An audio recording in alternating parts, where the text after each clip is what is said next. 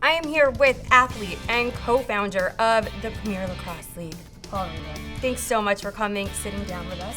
First of all, it was amazing watching you on the field with the players. Yeah. I did not know how many of the Mets were so drawn to lacrosse, but you specifically. Yeah, well, that was it's definitely humbling. I'm excited to be here, Alyssa.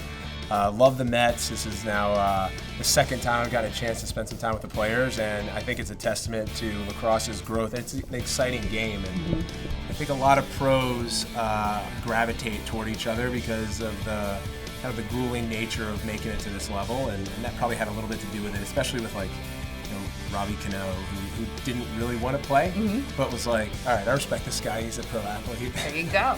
And I want to talk about the PLL specifically, not just lacrosse. So you co-founded this league with your brother Mike, despite having everyone tell you shouldn't, right? Yeah. They said it was a bad idea, new leagues don't work, Yeah. every reason why you shouldn't be doing this.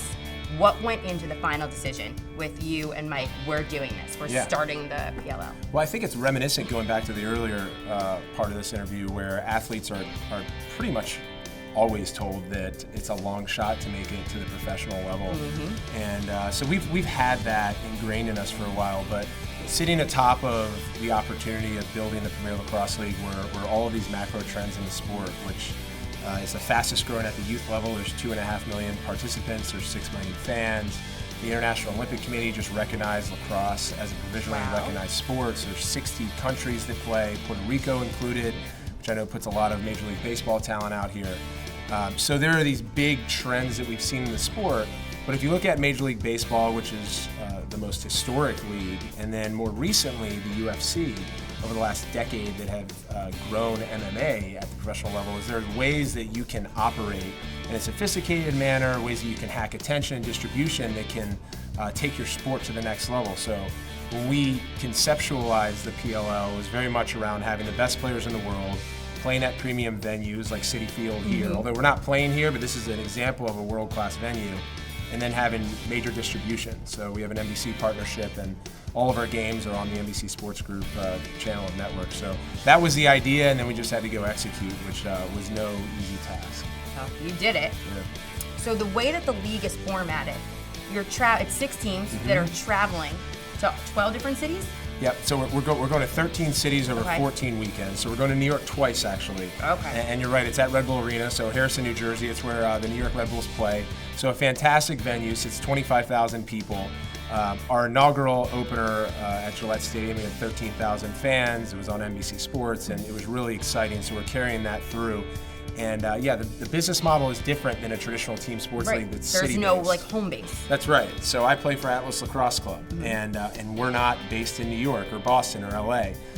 All of the teams have their name in lacrosse clubs, and we all go into one market over a weekend. We play one game. So fans get access, similar to what we see in individual sports like NASCAR. They get access to all the best players and teams at the same time in one venue over the course of a weekend.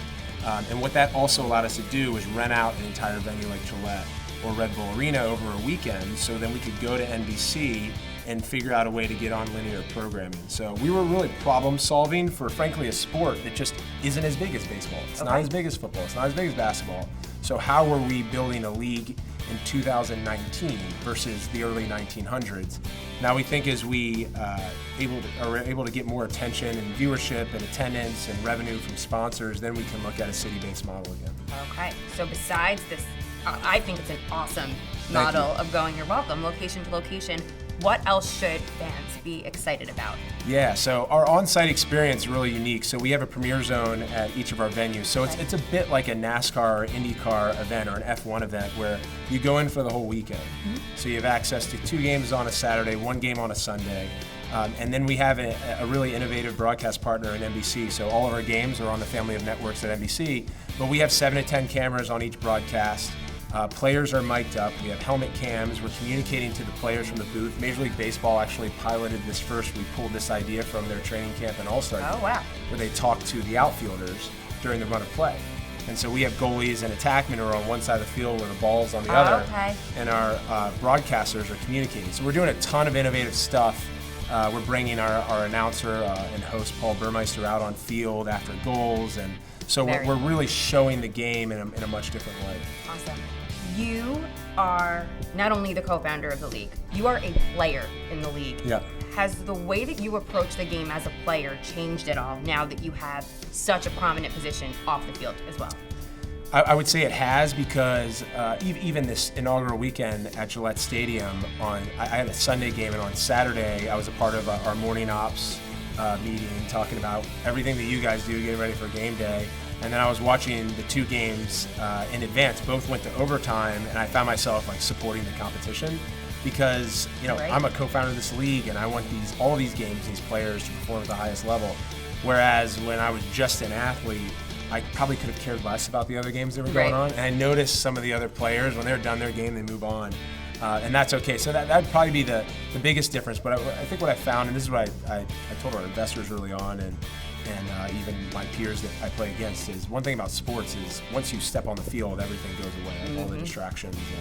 And to my teammates and the opponents, they don't look at me as a co-founder once we suit up, because everyone's job's on the line, just like pro sports. And that was our goal, is to kind of elevate that competitive level of play. Yeah. Well, you scored in your first game, Yeah. so I guess nothing's really detracted Yeah. from the way that you're playing. I'm glad I did, because I didn't want a meme going around that countdown of when this guy was going to score in his own league.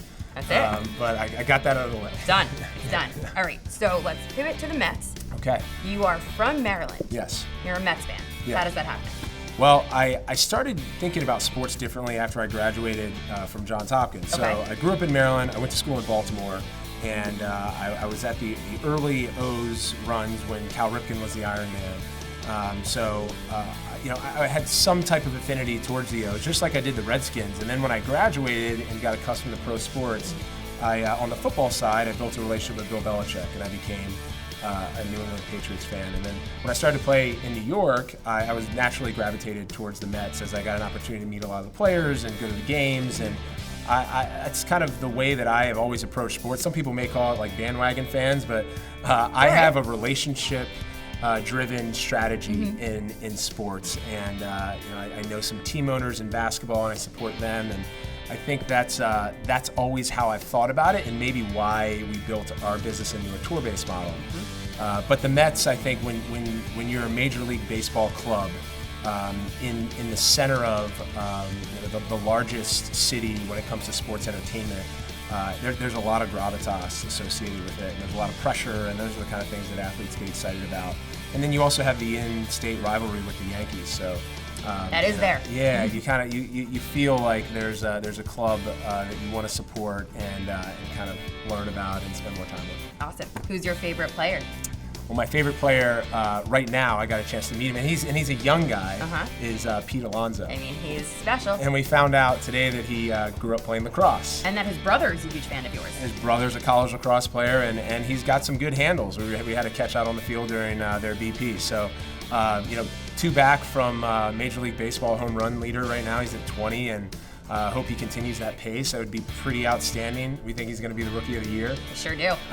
And so we're excited to continue to support one of our own in lacrosse, but on the other side now playing baseball. So this might be the same answer, but if you could take one current Met and make him a member of the PLL, who would it be?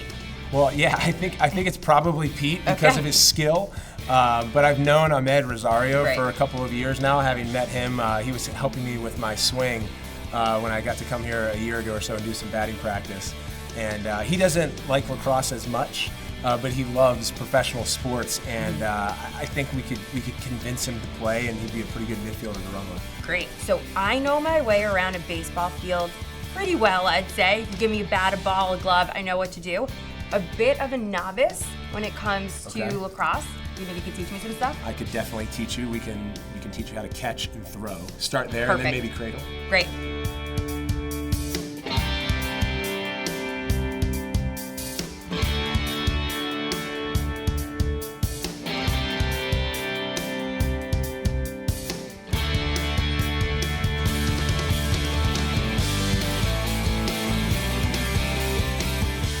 So what cradles are meant to do is to withhold the ball. Okay. So like this doesn't really do anything, but this does. There you go. Yeah. And just like do it. Yeah. Woo! That's pretty. Yeah. You got it. I'm a professional. That's it. Sign me up for PLL. right, well, I just learned how to play lacrosse. I think we can say safely it is not in my future. Well, you were pretty good. And you're asking for a contract too, so. I am going to be an attack in the PLL. Okay. I'm making it happen. You have to figure out your favorite team first, and it's Atlas. It's obviously Atlas. Okay, That was not even a question. go. That was So. silly. Huge Atlas fan. Thank you so much for sitting down with us, and I look forward to seeing you back at Citi Field very soon.